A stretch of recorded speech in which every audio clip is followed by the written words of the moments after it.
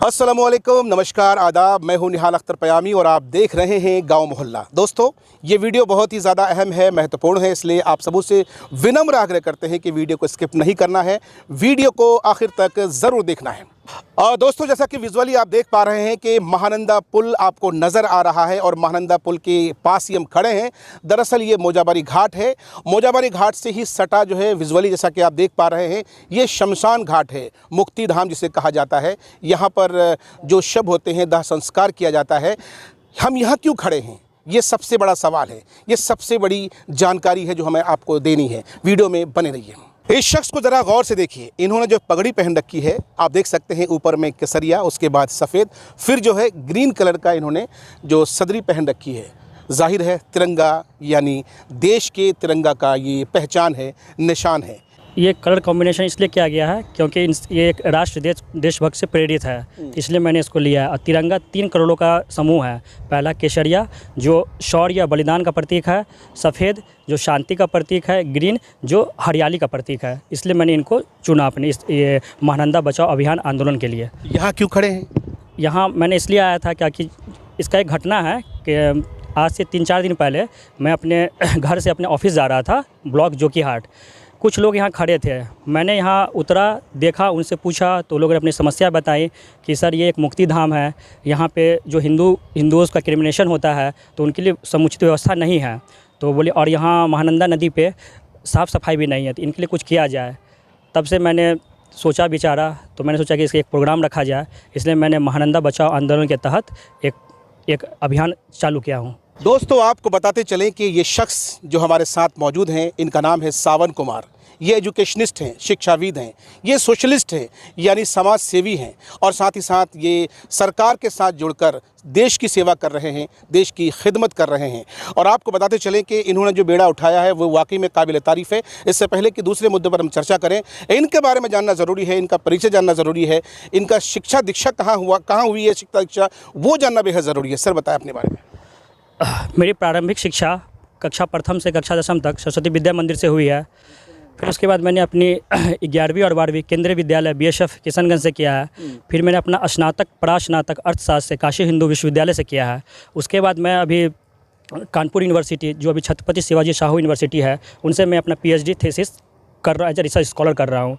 और मैं बिहार सरकार में अंकेक्षक के पंचायती राज विभाग में अंकेक्षक के पद पर कार्यरत हूँ।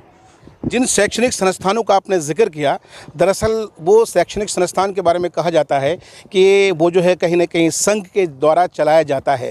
हालांकि आप पासवान समाज से आते हैं, समझना चाहूँगा कि लोग जो आप पर शक की सुइयाँ लोगों की घूमती है कि जब आप संघ की संस्थाओं से पढ़ कर के आप सेकुलर मिजाज के कैसे हो सकते हैं? सर मैं इस पर एक बात कहना चाहता हूँ क्लियर करना चाहता हूँ। BJP एक पॉलिटिकल पार्टी है, वो चुनाव लड़ती है, ठीक है। और संघ जो है, संघ के अंदर 2 शाखाएं हैं, एक है विद्या मंदिर की शाखा, एक है गायत्री परिवार।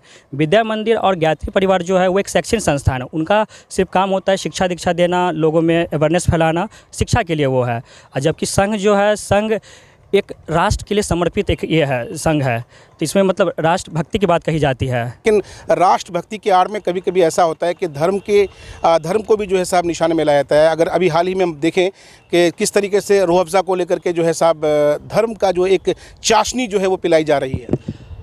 जो भी रिसेंटली भी घटना हुई, मैंने भी उसे देखा है, जिसने बाबा रामदेव ने उस पे जो प्रोडक्ट में रूह अफ़ज़ा वाले में जो कहा है। मैं बस इतना ही कहना चाहूँगा कि बाबा रामदेव का जो पतंजलि का प्रोडक्ट्स है वो सभी लोग यूज़ करते हैं और सभी लोग करना भी चाहिए। वो अब वो उनका क्या मंशा है इस पर तो मैं क्लियर नहीं कर सकता हूँ, लेकिन मैं यही कहना चाहूँगा कि सभी लोग पतंजलि का प्रोडक्ट्स को यूज़ करें। और रूह अफ़ज़ा के बारे में बोल रहे हैं तो ऐसा मतलब वो उनका सोच हो सकता है, वो उनकी सोच है। आपकी सोच क्या है? मेरी सोच है कि मतलब रूह अफ़ज़ा सही है, मतलब वो स्वास्थ्य के लिए अच्छी ठंडाई होती है और वो स्वास्थ्य के लिए अच्छा है, तो आप उसे यूज। देश में इस वक्त जिस तरीके से धर्म के नाम पर लोगों को बांटने की कोशिश की जाती है, कभी मंदिर मस्जिद के नाम पर, कभी मज़ार के नाम पर, कभी जो है औरंगज़ेब के नाम पर उनकी कब्र को खोदने की बात की जा रही है, और कभी जो है त्योहारों के नाम पर जो है जो दंगे फैलाने की कोशिश की जा रही है, ये कैसे ख़त्म होगा? होना चाहिए ख़त्म या नहीं? हाँ, ये सब चीज़ होना चाहिए। देखिए, मैं सबसे पहले बताऊँ कि भारत जो है एक बहुत सांस्कृतिक देश है। यहाँ विभिन्न समुदाय के लोग रहते हैं, सभी एक भाईचारा के साथ रहते हैं। तो मैं यही चाहता हूँ कि यहाँ किशनगंज जो है गंगा जमुना तहजीब के लिए हमेशा जाना जाता है। तो मैं यही आशा करता हूँ कि लोग मिलजुल के रहें। और बाकी जो बाबा रामदेव का जो वो अपना प्रोडक्ट्स कर रहे हैं तो वो उनकी सोच है, और मैं चाहूँगा कि सभी लोग इनको अपना यूज़ करें। लेकिन रूह अफ़ज़ा जो प्रोडक्ट है उसमें इन्हें कोई आपत्ति नहीं है, सेहत के लिए अच्छा है, आपको यूज़ करना चाहिए। और खाने पीने की चीज़ों में धर्म को नहीं बीच में लाने की आवश्यकता है। एक चीज़ समझना चाहूँगा सर, आज ये जो बीड़ा उठाया आपने महानंदा को साफ़ कराने का, ये तो बहुत बड़ा मुद्दा है, बहुत बड़ा मामला है। अकेले कैसे उठा पाएंगे इसको? करते हैं सर। एक इसका इंसिडेंट बताऊंगा। जिस प्रकार से नर्मदा बचाओ आंदोलन के लिए श्री मेधा पाटकर ने उठाया था, वो अकेले ही इसको की थी। उसके बाद लोग उनसे जुड़ते गए, कारवा बनता गया, जुड़ते गए। तो मैं भी चाहता हूं कि मैं अपने कंधे पे उठाया हूं, तो जहां तक हो सकता है हर संभव। और किशनगंज के वासियों से भी कहूँगा कि मेरा सहयोग करें। मेरे BHU के जो एलुमनाई हैं, BA MA के, कानपुर यूनिवर्सिटी के, और जितने समस्त मेरे दोस्त हैं, या पंचायत अंकेक्षक सेवा संवर्ग के जितने भी मेरे अंकेक्षक लोग हैं, मैं उन सब से आग्रह करूँगा कि इस मुहिम में मेरा वो साथ दे। देखिए, शमशान घाट है यहाँ पर, और यहाँ जो है साहब दाह संस्कार होता है और मुक्ति दी जाती है। तो अब अगर दाह संस्कार के बाद उनके जो वो है, जो मतलब शेष चीज़ें हैं, अगर वो बह जाती हैं, उससे क्या आपत्ति है? क्योंकि ये तो बहती हुई नदी है, उसमें तो कोई दिक्कत नहीं है। नहीं, इस पर मैं कहना चाहता हूँ कि माननीय जो हमारे मुखिया हैं बिहार के, CM साहब श्री नीतीश कुमार, उसमें कहा गया कि हर एक प्रखंड में शवदाह बनने का प्रावधान है, लेकिन यहाँ पे बना नहीं है। ये जो किशनगंज प्रखंड में ही आता है, कोचाधाम प्रखंड में आता है ये महानंदा नदी। तो मैं चाहूँगा कि यहाँ के जो भी विधायक हैं, यहाँ के जो MP साहब हैं, तो इन पे ध्यान दिया जाए, यहाँ पे शवदाह का निर्माण करवाया जाए। इनका जो है साहब डिमांड है कि जल्द से जल्द जो है यहाँ पर शवदाह का निर्माण हो। और सावन कुमार जी का जो मेन मोटिव है, मेन इंटेंशन है, वो यही है कि महानंदा एक जो है पवित्र नदी है, और इस नदी को पाक साफ रखना हम सबों की जिम्मेदारी है। जैसे जिस प्रकार गंगा पवित्र है, गंगा को माँ माना जाता है, मैं भी उसी प्रकार महानंदा नदी को माँ के स्वरूप मानता हूँ। इसके लिए मैं संस्कृत में कुछ श्लोक बोलना चाहता हूँ। मात स्वरूपा नदी नाम रक्षणम धर्म एव च महानंदा सुशुद्धा या रक्षम कुरु मानवा वृक्षान रोप्य जलम रक्षा जीवन रक्षा यतंत महानंदा समृत्य पावना कुरु भूमिमा। भावार्थ, नदियाँ माता के समान है, उनका संरक्षण करना चाहिए। संरक्षण करना हमारा धर्म है। महानंदा जो शुद्ध और जीवनदायिनी है, उसकी रक्षा करो।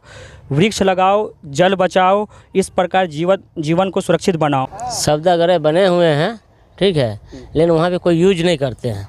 जितना भी यहाँ आते हैं, जिनका भी है, बोलते हैं कि माता पिता मेरा पूरा ख़ानदान यहाँ गया है तो हम यहीं करेंगे, सारा चीज़ हम यहीं करेंगे, लेकिन वहाँ नहीं जाएंगे।